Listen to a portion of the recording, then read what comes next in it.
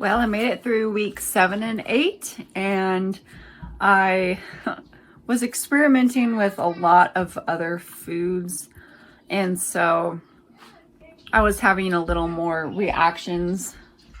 After all of my experiments that I've been doing, I think it's safe to say that I really do believe that I really am not allergic to all of those foods. Tried blueberries, my bread, oats, almond milk, my granola, and I've been having apples, every day and stuff. And so I think that from now on, I probably will be fine to be able to just introduce the rest of my foods that I previously thought that I was allergic to back into my diet. And I'll just have to be really good about avoiding the foods that are high in histamines. This last week with Easter, I made some carrot cake. So I made some delicious cream cheese frosting to go on top, and cream cheese is dairy, so it's high in histamines. So I've been having a little bit of problems like with headaches, and my scalp has been getting itchy again. So I think that is a reaction to histamines. My nose has been super itchy and running, and so I've been taking some Zyrtec and Tylenol to help me through that. I'm going to try really hard to stay away from high histamine foods.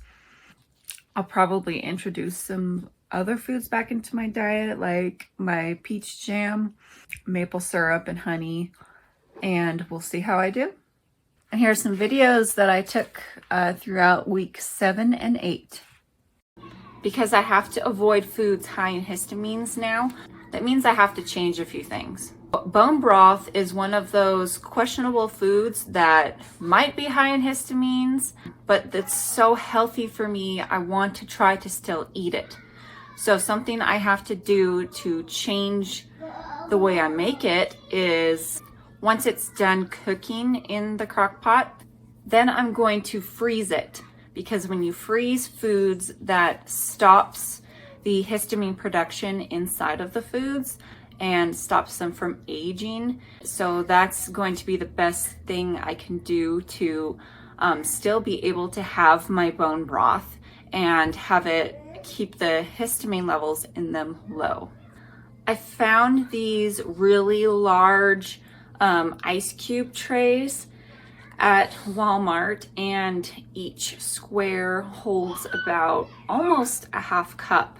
So what I did this week after I made my bone broth, I froze it in those ice cube trays like this, and then I put them in a freezer safe bag. I then put them in the freezer to keep throughout the week.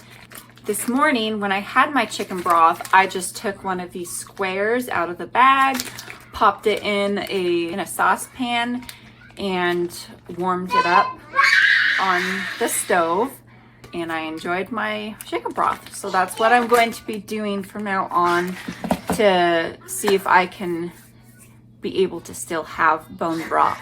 I'm making smaller batches of rice so that my leftover rice isn't sitting in the refrigerator for too long. And that means I have to kind of be making rice like 2 to 3 times a week, which is a lot. So hopefully I can keep up with it. Allergies still aren't too bad. I have a runny nose, and my nose has been super itchy, and I've just been rubbing my nose all day. But that's, I think, because I've been cheating a little bit and getting a little more adventurous and eating some things that I shouldn't. Like, I keep sneaking some of my son's hippies. But overall, still, it's amazing how good I feel for it being spring. Even on my singular last year, I still felt kind of a little miserable, but not too bad. But right now I'm not miserable. I just have a little bit of annoying symptoms like the runny nose and the itchy nose.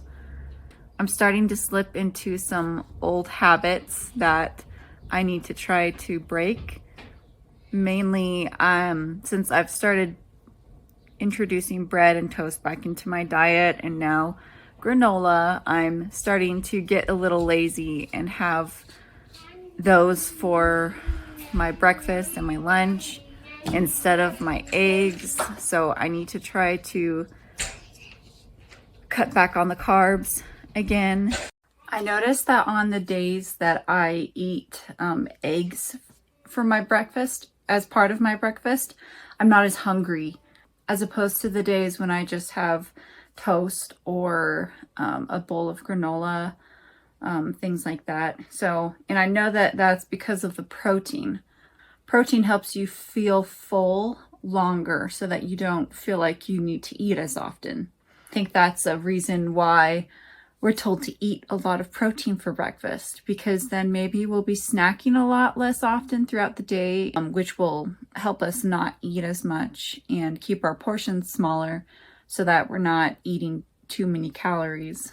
A really good thing about all this is I have gotten in a better habit of having more vegetables. Looking at what my diet was before doing all of this, before trying to heal my gut, it amazes me how little vegetables I actually ate. I probably would have them included somehow in my dinners, maybe like 3 times a week, maybe, and that would be it. But now I am having them at least every day with lunch and then dinner. All of the trees are starting to bloom with their little flowers and everything, and that's usually when I have a really hard time. So I am hoping that if I just stay away from all the foods high in histamines, I should be really good and not have to take Zyrtec. We'll see how I do through weeks 9 and 10. Thanks for watching.